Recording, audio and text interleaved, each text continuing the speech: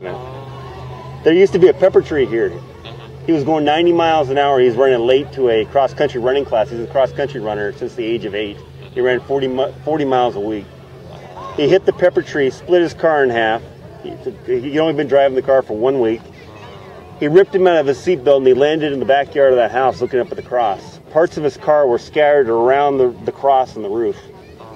So that was a trial. Do I think he accepted Jesus Christ into his life before he died? Yeah, I do.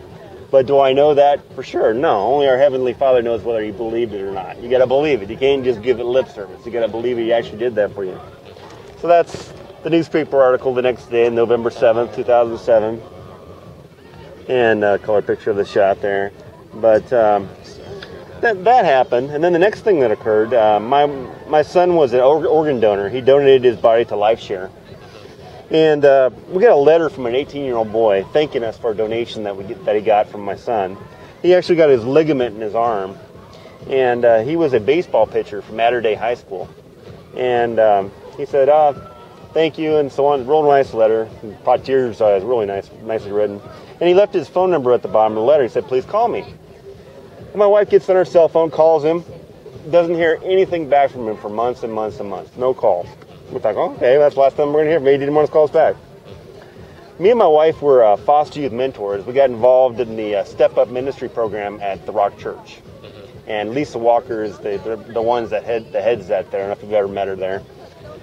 But anyway, we take kids out on the weekend to camping, bike riding, and all kinds of things. But one day we were taking our mentee to Coronado here to rent some bikes and take them around and ride them around. So we were on the 94 West Freeway coming from Hamul. We were right in front of this house. My wife's cell phone rings. Who do you think is calling us for the very first time? The 18-year-old boy that got the ligament. So we're going, whoa, we were all three of us taken back by the phone call. So we arranged a time to meet him, and we had dinner with him and his mom at the Carlsbad restaurant, the Claimed Up restaurant, in Carlsbad. Had dinner with him. During the dinner, the boy asked us, what kind of car did Devin, that's my son's name, Devin drive when he had the accident? And we told him it was an Acura Integra and the model and everything. And he looks at us funny and he goes, I drive that car. So I thought, oh, okay. And then we talked to his mom a little further, and we find out she's a foster youth mentor, CASA, just like we are. Oh, yeah. So all these things are coming together, and we thought, oh, wow. So then the next thing that happened, when my son was alive, he was very active with us in the foster youth mentoring. Helped kids taught kids how to ride bikes, how to ride quads, all kinds of things. And we talked about adopting a boy many, many times, and he was all on board with it, but we just never got around to it. Well, after he died, we got serious about it, and we approached Lisa Walker one day, and we asked her from the Brock, we asked her if she knew anything about how to adopt. And she says, I do, but I've got all the information with her right now. Can I call you back? Can I get your phone number and call you back? So my wife gave her cell phone. We don't hear anything back from her for a very long time. Nothing. She tells us later that she went on a missions trip to Jamaica. So the last place we saw my son alive, before my wife left to Long Beach on a convention, was at the Olive Garden restaurant in Grossmont Center in La Mesa. Had dinner there many times as a family. We had dinner there, and we were reluctant to go back there after he died for many, many months. But one night we decided to go back. We went there, had dinner, finished, left the restaurant, walked out in the parking lot, and almost the exact spot we said goodbye to my son for the last time, my wife's cell phone rings. Who do you think is calling us? The lady. Lisa Walker from the Rock Church. She's calling us. She goes, Pam, I'm sorry I didn't call you back sooner. I was in a missions trip in Jamaica. And we said, oh, okay. She goes, here's the contact numbers and the website you need to get a hold of for adoption. So I go, oh, okay. I guess we need to keep going down this road for adoption. Well, we ended up adopting a boy. He moved into our home on May the 28th. He's actually here today. He's right there in those. You see those shorts down there, long bathing suit shorts? He's moved into our home on May the 28th. But come time to meet him for the very first time, the county gives us an address to go meet him for the very first time.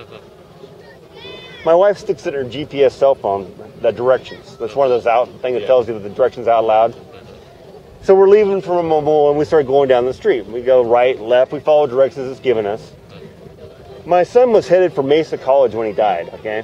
We started noticing we're getting close to Mesa College. And we're going, why are we going close to Mesa College? There's tons of foster homes all over the place. Why are we getting close to Mesa College? We're getting closer to Mesa College.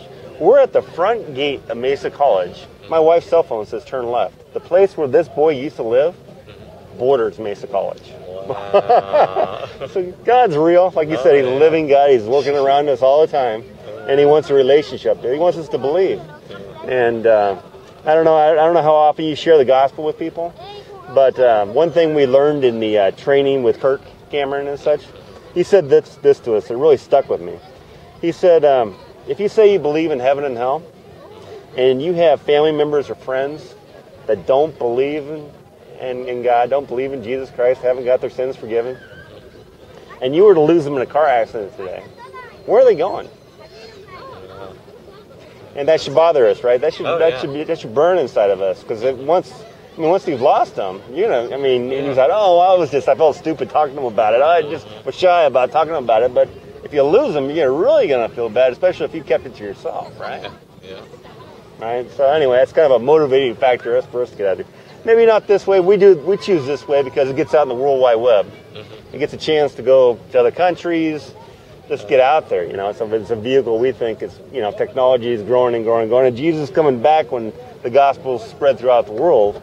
And things are happening fast. It really is. And a lot of things are happening right now in this world that the one world order, the earthquakes, a lot of these things are talked about in the Bible. Oh, yeah. And a lot of things are happening. Yeah. All over. Yeah.